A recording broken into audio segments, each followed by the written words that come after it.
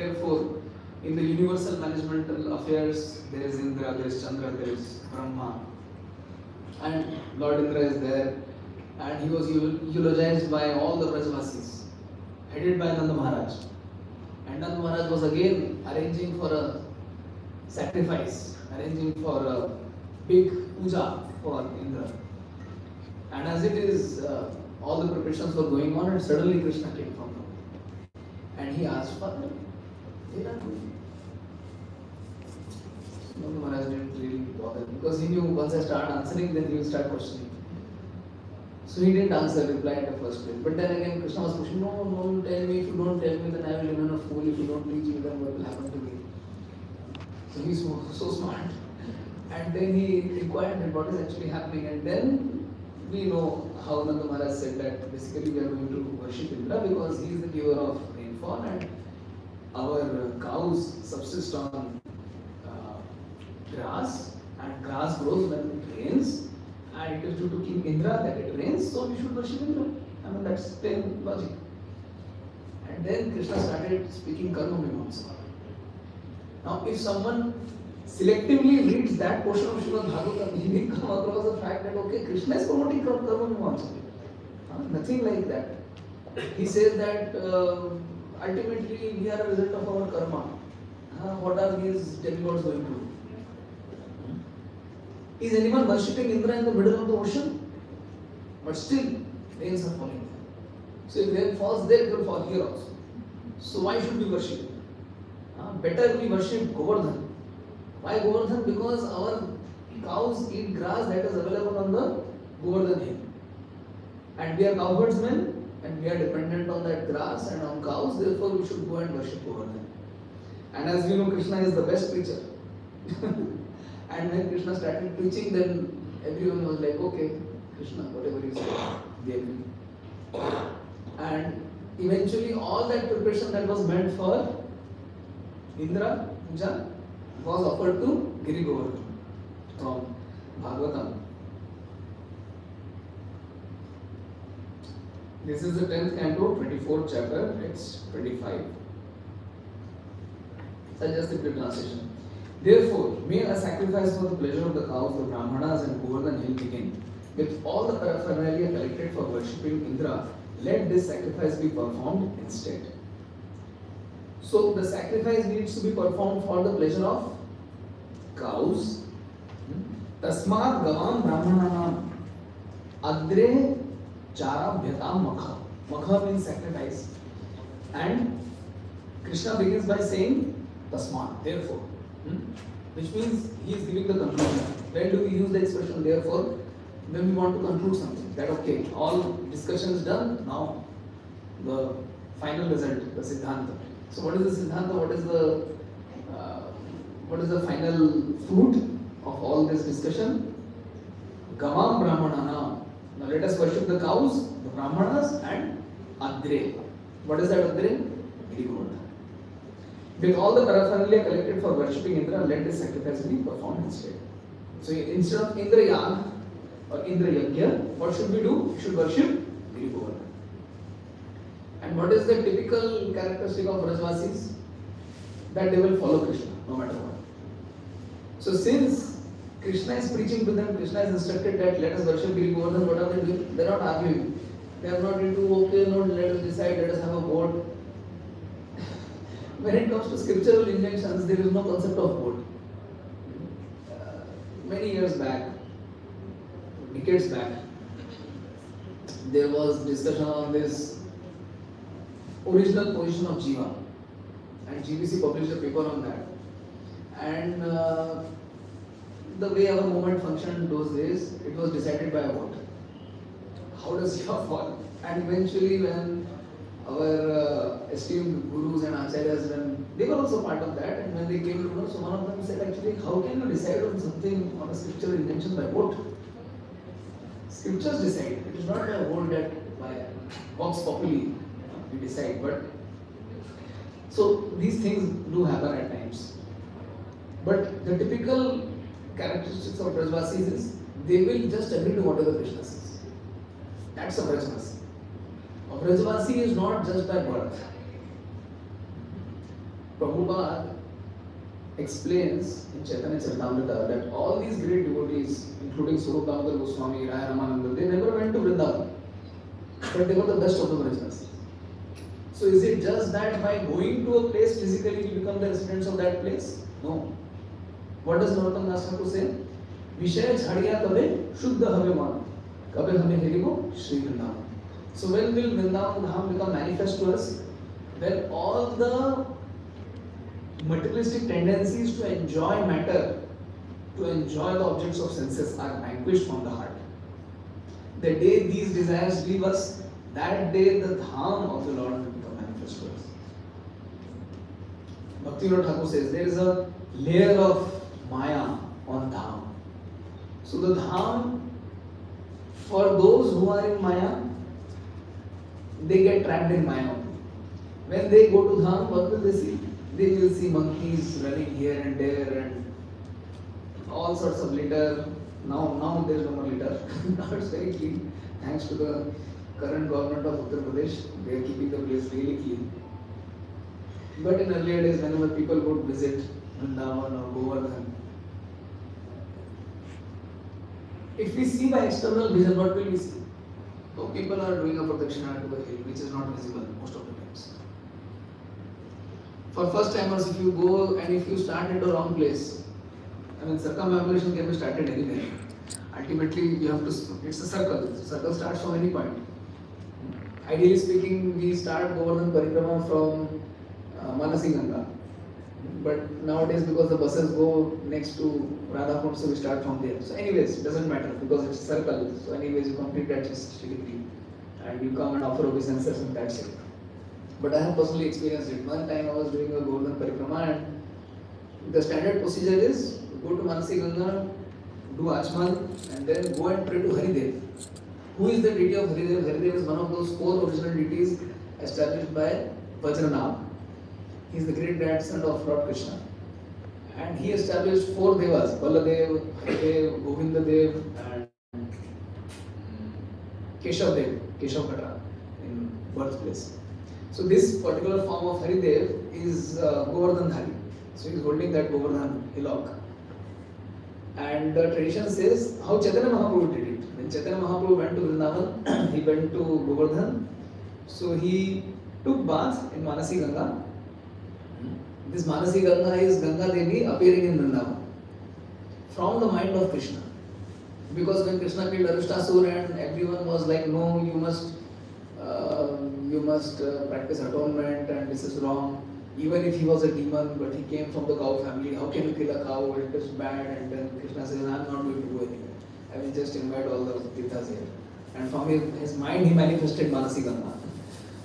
And then when his parents wanted to go and for a whole Tirtha Yatra, he said, no, you don't need to go anywhere. Mother Ganga is here. And then he made Mother Ganga appear in the personified form.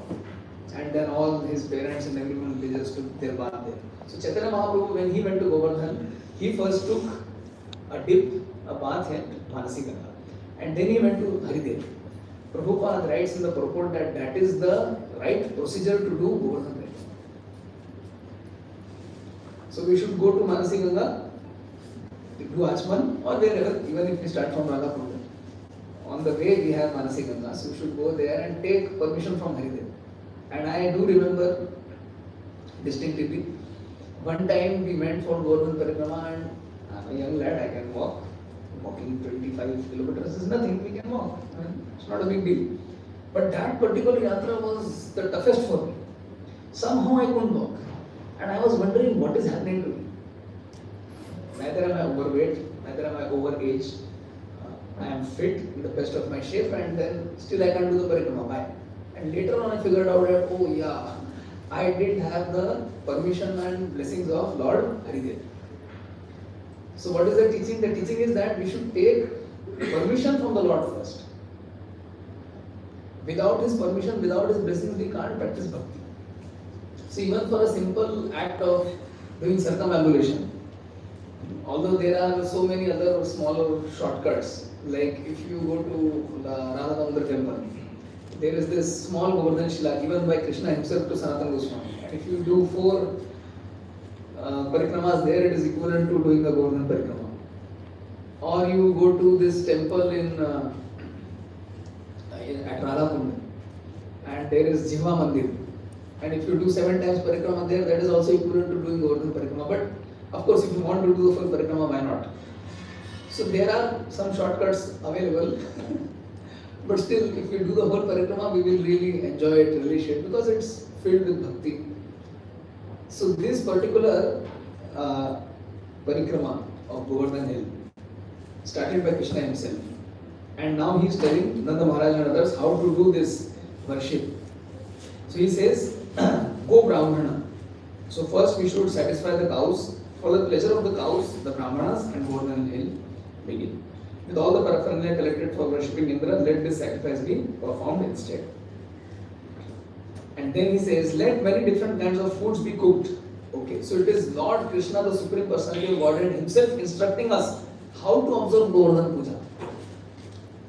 So we don't need to consult this Maharaj staying at some Babaji, him or her or Siddha Mahatma. No, Supreme Personality of Godhead himself is giving him Bhagavatam. So we have access to Bhagavatam in our mobiles and we have the hard copies also. So we can really get into how to do Govardhan Parikrama. This is the only authorized parikrama mentioned in Shastras. One time His Holiness Bhakti Ashra Vaishnava Maharaj was telling, somehow I was there and we were doing the parikrama together. So he said, this is the only authorized parikrama. No other parikrama has been mentioned in our ancient scriptures. Only Govardhan parikrama has been mentioned. So he says, let many different kinds of foods be cooked, from sweet rice to vegetable soups. So what is the menu going to be? What are preparations should be made? These are the agenda points. Okay, sweet rice, vegetable soups, many kinds of fancy cakes, both baked and fried, should be prepared, and all the available milk products should be taken for this sacrifice. So we need a lot of milk products for observing a typical Govardhan Puja. Then he says, the Brahmanas who are learned in the Vedic mantras must properly invoke the sacrificial fires. So there is a provision for doing yajna also. Then you should feed the priests with nicely prepared food and reward them with cows and other gifts. So we know this from Bhagavad Gita that any sacrifice without proper remuneration to the priests is not in the mode of goodness. So if you want to satisfy the Supreme Personality of Godhead, then we should satisfy his representatives, the priests. And with the advent of Kali Yuga, what is happening? Because people do not remunerate priests sufficiently, therefore they have started putting rate chart. That for such and such puja, this much is the rate. You have to minimum give this much. But I have seen in our society, especially at Mayapur, when they teach this yajna course, the teachers at the very onset, at the very outset, they say that if a Brahmana demands money for doing a particular puja, he is no more a Brahmana. He is a Shudra. So, classically speaking, we cannot have a rate chart. For this yajna, so much. For this yajna, this is the price tag. For this yajna, this puja, this havan, graha pravesh, and whatnot, this is the price tag. No. If someone demands like that, Shudra, not a Brahmana. And if we employ such a Brahmana with price tag, then we don't get the result of the sacrifice. We don't get the result of the puja itself. So Krishna says they should feed the priests with nicely prepared food and reward them with cows and other gifts. So cows are one of the gifts, gift items. At times it becomes so difficult to choose gifts, especially when there is birthday or marriage anniversary or something. It becomes so difficult. But as devotees, it is very easy for us, because what do? We generally give books. And at times when people are known to us for many years, then they become fed up. Don't give me books. I have already many copies of that book. So to a Brahmana we can gift cows also. After giving the appropriate food to everyone else, including such fallen souls as dogs and dog eaters, you should give grass to the cows and then present your respectful offerings to Govardhan. Jai Shri Radhapad Prabhu ki Jai. So the appropriate food item should be given to everyone. So Annakut, what does Annakut mean? Annakut means everyone should be fed.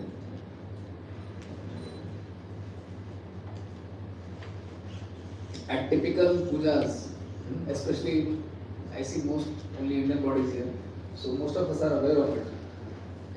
In Bharatvarsha, whenever we have some bhandara, some distribution of food, and it is like unlimited stock.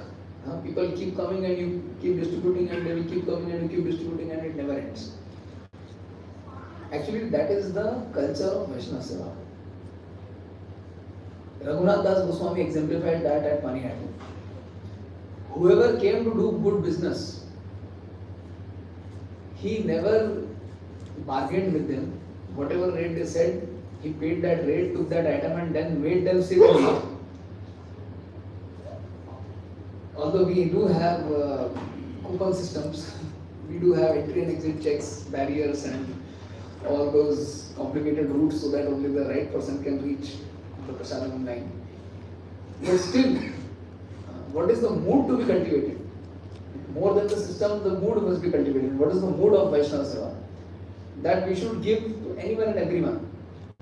Lord Krishna says, including such fallen souls as dogs, even feed the dogs and dog eaters. Even if chandals, surprisingly enough, or this place is surrounded by dog eaters. I don't know what all they eat. Dog eaters, man eaters, whatever they can eat, whatever they can find, they can eat. It's Vaikuntha manifested in the middle of hell. Somehow in the middle of a desert, it is like an oasis. So somehow it is, actually really speaking, this place is hellish. I mean, all the surrounding area. People may differ. Someone might say, no, it is extended Chennai. Feels like Chennai. Yeah, feels like Chennai, but still it is hellish. Simple water bottle of 1 liter will cost in Indian currency 100 rupees, 150 rupees. There we are paying 15 rupees, and here it is 150 rupees, 10 times the cost. So to me that is hellish. So it's in the middle of hell, and oasis has spring forth by the potency of Srila Prabhupada. And the condition is such that there is no other place where we can go, and they don't have any other customer. That's the special significance of this place. So all this, Prabhupada says, when Prabhupada went to London, people asked him, oh, why did you come to London? Prabhupada said, no, I have come here to give you something which you have forgotten. And Lord Krishna is telling us what we have forgotten. He says, giving appropriate food to everyone else, including fallen souls as dogs and dog eaters. You should give grass to the cows and then present your respectful offerings to Govardhan hill. And then eventually, after everyone has eaten to his satisfaction, you should all dress and decorate yourselves handsomely. Smear your bodies with sandalwood paste, which means dress up nicely, have your scents or equivalent of sandalwood oil paste, and then circumambulate the cows, the brahmanas, the sacrificial fires, and Govardhan hill. So what is the right procedure? Krishna said, okay, keep all the cows and the brahmanas in the front, and then do pradakshina. So what does the Sanskrit expression pradakshina mean? We have heard this in Gaurarti. Dakhine nitai chan vame gadadhar. So Dakshin means Dakshin Panthi. In Sanskrit we use this expression, right wing, rightist. So Dakshin refers to right. When we face the east, then to our right is Dakshin. So rightist, Dakshin Panthi. So Pradakshina means keeping on right, and then we circumambulate. So he said that you do a Pradakshina of Govardhan hill. And that's how it started. And then, this is my idea of my father, and you may carry it out if it appeals to you. Such a sacrifice will be very dear to the cows, the brahmanas and Govardhan hill, and also to me. And then eventually Krishna manifested himself on Govardhan in that big form. And he personally started to eat every preparation that was being offered. He had a long arm, and whatever was being offered, he would just put it inside his mouth. And then he would start saying, Anior, Anior, bring more, bring more. And we know that famous village around that place is known as Anior. So this whole Govardhan Puja was going on, and this whole wonderful form of Krishna was manifest on the hill, and then Krishna tells everyone, including the Brajvasis, that now you offer obeisances, and he also offered obeisances. Now this is really mind-blowing. How can someone offer obeisances to oneself? He is God and he is offering obeisances to himself. Why? Because as the prime leader of human society, Naradeva, he is teaching us that what should we do. So whenever we come across Govardhan Hill, what should we do? First offer obeisances. So they offered obeisances, and then Govardhan was eating everything. Now in different Puranas you will come across different accounts of how Govardhan is an extension of Vishnu, and all these descriptions are correct, but we will stick to the description given by Srila Prabhupada, that Krishna appeared as the Govardhan Hill. So it was Krishna who appeared as the Govardhan Hill. So who is Govardhan? Maybe some Puranas might claim he is Vishnu, but to us, followers of Bhaktivedanta Swami, who is Govardhan? Krishna. And Govardhan is very famous for bestowing choicest of blessings. So if you want something particularly in Bhakti, what should we do? We should worship Govardhan. And what is the result of that worship? That all our desires, even material desires, will be fulfilled. Now, having said that, it doesn't give us a license to make a list of all our material desires and go to Govardhan with that big list. Okay, this is the list. I want this, and in return I'll offer you $10. Okay. Take it and I'm done with it. No, that is not the right method. The right method to worship is to worship with a selfless heart. Because ultimately, when we pray, what should be the object of our prayer? The object of our prayer should be to satisfy Krishna. In fact, what are we looking out for? We are looking out for service. And Giri Govardhan is the best of the servitors. Therefore, Radharani calls him Haridasa Varya. Although he is stationary, it appears at times that he is serving maybe in Shantaras. Because after all, he is a hill. How can a hill serve? But the hill is providing all those Kandara. Kandara means those hillocks, those small caves where Krishna and Balaram could actually manifest their pastimes. On Govardhan, Giri Govardhan, right now we don't see it, but in monsoon it is quite visible. There are small waterfalls, and those waterfalls are supplying water for the cows to go and drink. And the same water gives rise to soft green grass which the cows eat, and eventually the milk herds, they milk the cows and they offer those milk sweets in return to Giri Govardhan himself and to Krishna. So Giri Govardhan is giving all the service, even if it seems that he is serving in Shantaras. But he is the best of the servitors. So what should be the mood of our prayer? How do we pray? The mood of our prayer should be we are seeking service. We are not seeking name, fame, adoration. Even if we have the slightest of tinge of that, while we pray, we should pray that, oh my Lord, please free me from all these self-centered vices. Because it's a vice, it's not a virtue. To pray for self-aggrandizement? No. What should we pray for? Prabhupada says, to serve is a privilege. When the Juhu temple was being acquired, that land was being acquired, and Giriraj Maharaj was fighting in court, fighting physically, and Prabhupada said, he writes in the Juhu story, oh Krishna, don't take away the privilege to fight for you. So it's a privilege to serve Krishna.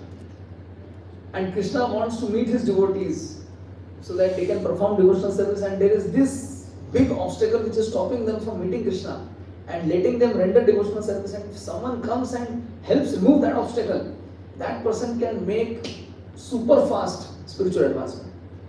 So whenever there is a big obstacle to our devotional service, whenever there is a big challenge, rather we should take it as an opportunity to grow very fast, super fast, lightning fast. As they call it, big discount sale. Generally during towards the year end, all these big malls, shopping malls, they have that big discount sale, maha discount sale, and then they just give away everything for almost free. Take one, buy one, take five for free. Although it is not free, but still the offer is like that.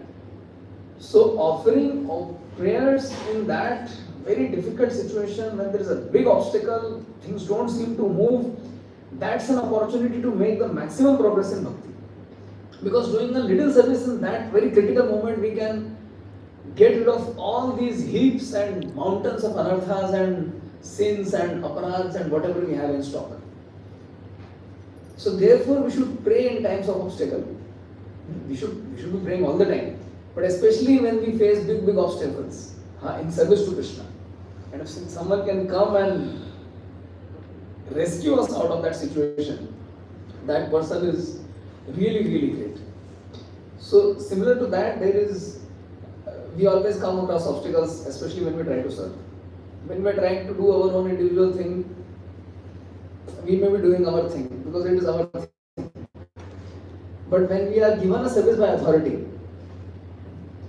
and then we are rendering service according to the instructions of the authorities, and then we come across certain obstacles, and then we try to get rid of them, we actually eventually get rid of our anarthas. And what is success in trying to serve Krishna? Success is not being successful in the project itself. Success is in remembering Krishna during that trying period. If you can remember Krishna during that trying period, that is success. And if we can't remember Krishna, that is failure. Whether the project itself is successful or not depends on Krishna. But whether we can remember Krishna or not depends on us. It depends on our merit. It depends on our endeavors to remember Him progressively. So in Bhakti, the important aspect is, Prabhupada says, if you read this particular verse from Chaitanya Charitamrita, Madhya Lila, Smartavyam Satatam Vishnu Vismartavyam na jatu chit sarve vidhi nishudasyur eto yoreva kinkara. And Srila Prabhupada is so smart. When he translates the verse, it says Vishnu, and the very first line that Prabhupada uses is, Krishna is the source of all Vishnu incarnations. Therefore, Krishna should always be remembered and never be forgotten. So the success of our bhakti lies in being able to remember Krishna, despite all challenges, despite all odds. And this Govardhan Puja is a very typical example, because eventually after this parikrama was over, the eating and the festivity was over, and then Indra got the news. The communication was faster than RTI or WhatsApp. Immediately it was video streamed there, and Indra could see all these offerings supposed to come for me have been offered to Giri Govardhan, and he was very angry and he sent his associates, and scriptures describe that it was not rainfall only, it was rocks were falling and thunderbolts were falling, and everyone was perturbed, and eventually they went to Krishna and started praying, Krishna, please save us. And what did Krishna do? He just went and lifted that on top of his left arm. He didn't even use his whole arm. He was just using that small little finger, and he put up that hill. And while he was standing there and he was exchanging looks with the gopis, and suddenly he saw Balaram looking at him, and he was kind of affected, oh, thou hast seen it. And somehow his hand moved, and the mountain started to shake, and everyone started to put their sticks just in order to prop it properly so that they could actually pick it up. And Krishna said, okay, you think you can carry it? So he just moved his finger by some millimeters, and all those bamboo sticks and wooden sticks and everything they were using to prop it up was broken. And it was like, and suddenly Krishna held it up. So a mountain became like a feather in the hands of the Lord. And the mountain was being bombarded with all these thunderbolts and samvartaka clouds. They are used to inundate the whole material manifestation at the time of Pralaya. And they were being sent I mean, just see, Indra employed all his resources to dismantle Govardhan Hill, to dismantle Brajvasis. And he was doing all that thing, all his thing, and Krishna was peacefully standing there. And Govardhan had all the power in the universe because the Supreme Personality of Godhead was holding him. And says that all these Brajvasis, they never had an opportunity to be with Krishna all the time. Because during the day, Krishna was with the cowherds boys, tending to the cows, and gopis were in separation. And at night he was with the gopis and everyone else was in separation. And in the evenings and in the mornings he was with his mother, so all others were in separation. So during this Govardhan lila, he gave an opportunity to everyone to associate with him for a full 7-day time. It was a nice week-long weekend. And it is said that Mother Yashoda wanted to feed Krishna every day, and she would make 8 preparations every day, but during these 7 days she could not cook anything. And finally, when the Govardhan Puja was over, she fed him chappan, 7 times 8, 56. So these 56 offerings have started from that traditional Govardhan Puja, because for 7 days she could not feed him. So for at the end of the 7th day, when eventually Krishna put the hill down in its original position, so she offered him 8 preparations for 7 days multiplied together all at the same time. So that's how this concept of chappan bhog came into existence. So all these different items are offered to Krishna, to hill Govardhan, and we know after the whole puja was over and Krishna, it is described in the Garga Samhita when Krishna was actually holding the Govardhan hill. He picked up the hill and everyone was, where are we going to stay? And when they came near the place, the whole place was, there were proper steps to go down, there were proper sitting place for everyone to sit, and if I am not wrong, there was a lot of food stuff also to eat.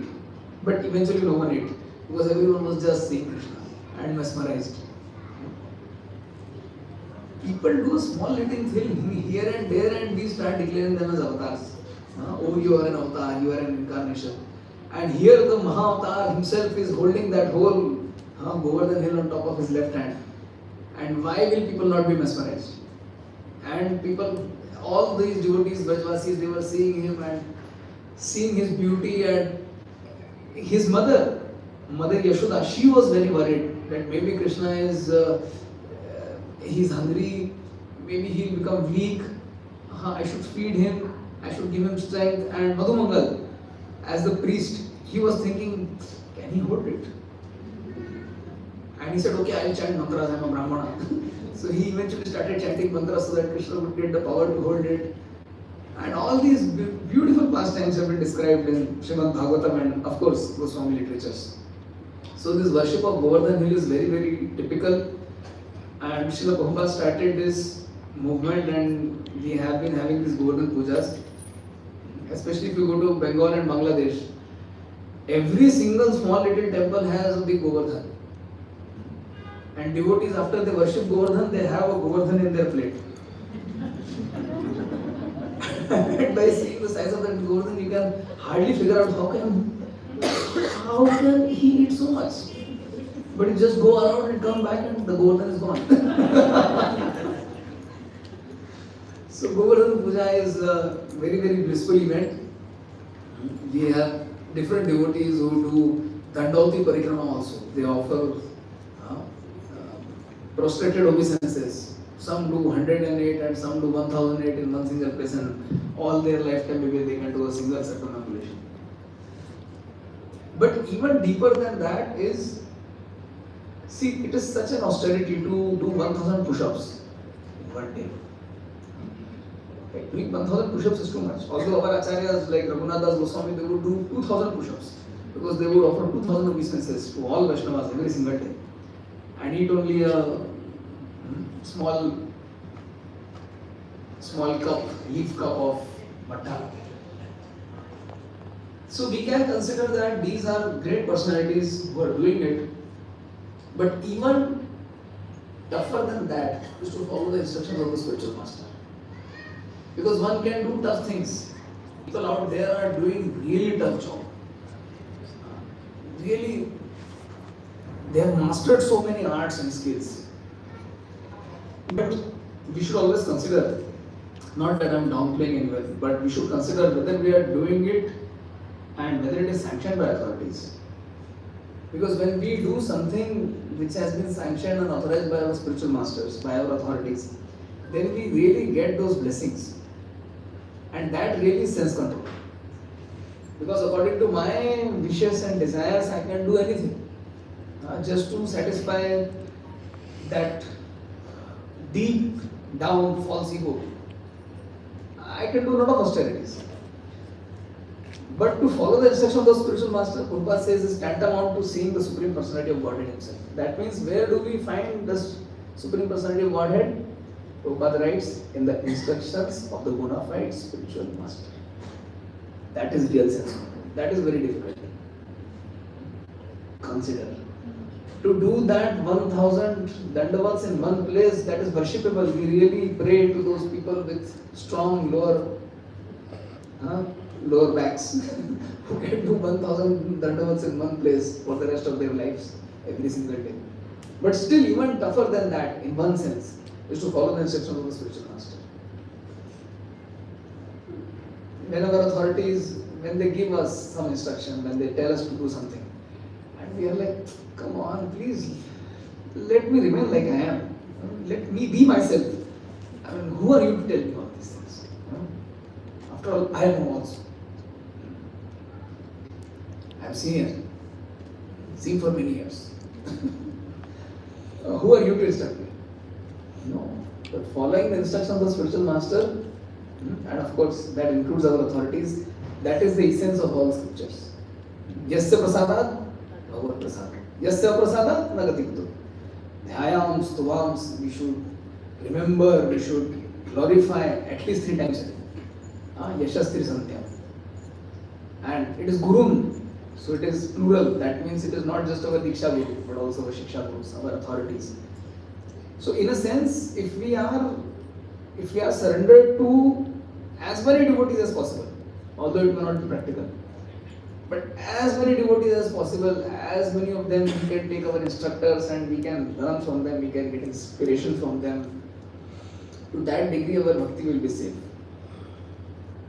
Because when we start seeing Krishna manifest only not in a single person, but Krishna being manifest in many people. Of course, does that mean we start taking personal instructions from everyone? No. But we see them in the proper light. So, Govardhan Puja is a big topic and I don't want to extend beyond my scheduled time. It is 6:25 already. So, maybe we can have some questions. Any?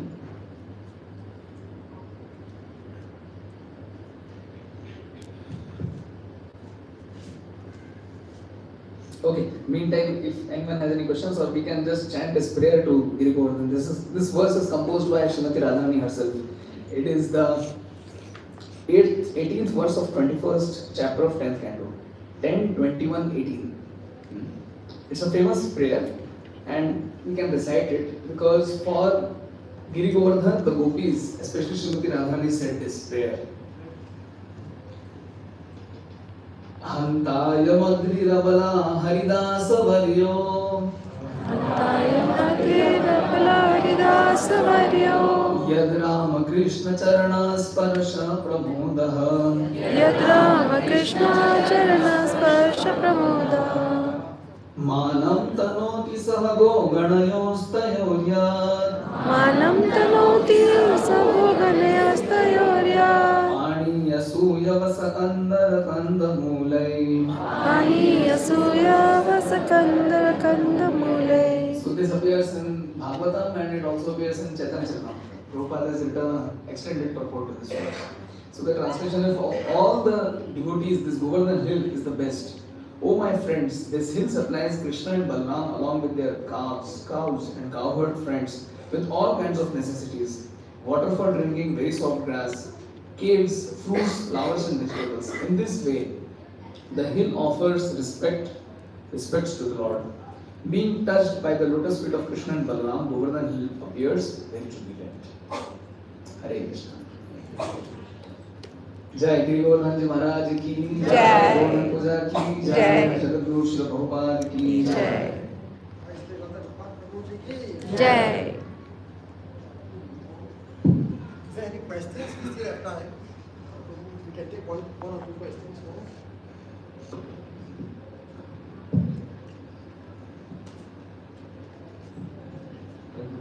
Thank you, wonderful. Two questions. A lot of time we would ask this question: is Govardhan Krishna or Govardhan is Krishna's cousin? It's asked, and we also worship Govardhan in our cousin. So one is how do we understand the profound meaning of why Govardhan is worshipped as a deity? Because with a lot of devotees have Govardhan Shila as their deities. Private, they have one Radharani's deity. Even in our temple at Bhaktivedanta Garden, I think the temple which you have in the Parikrama, also I think we worship that. So that was one question, and also sometimes this is asked that Krishna, like worship in that form, is he worshipped as the persona of the Lord, or is worshipped as Krishna? So two parts. How do you understand Krishna being worshipped in the altar or as Govardhan? Because generally people don't relate to it. Not just devotees, I'm just in general, how do we explain them that need to, and the second is what is the mood in which you worship? Okay, so how do we worship Krishna as the deity? Because Giri Govardhan is not different from Krishna, he is Krishna himself. So we worship him as Krishna even when we offer Jai. There is Devkinandan Prabhu ki Jai. Right. So when we have Giri Govardhan in the altar, how do we worship him? We worship him as Krishna. Because if you are aware of the Mool Mantra, we use the same Mool Mantra as that for Krishna. We don't have a different Mool Mantra. So he is Krishna. Now the question is whether we worship him as a devotee or we worship him as the Supreme Lord himself. So that is Achintya. It depends on our mood. How do we see him? If you see him as God, he is God. Of course he is God. He is God, but at the same time he has come to manifest his own devotional service. So it's kind of Achintya. It depends on our mood. How do we see it? Like Guru. Guru is God. But Guru is not God himself. He is the best servitor of God. So both are same, yet they are different. Sakshat Haritvena, the quality of being Hari. Let us say this is a chair. The quality of being a chair, of chairiness, if there is such an expression in English. Chairiness. So, Haritvena, the quality of being Hari. So although Guru is not God, but he is very dear to God, in that sense he is God. He is representative, but he is servitor God. Like Balaram is servitor God and Krishna is Sevya Bhagavan and Sevak Bhagavan. So that is a difference. It's very difficult to say. It's beyond my petty realization. So whatever I could mutter. Right.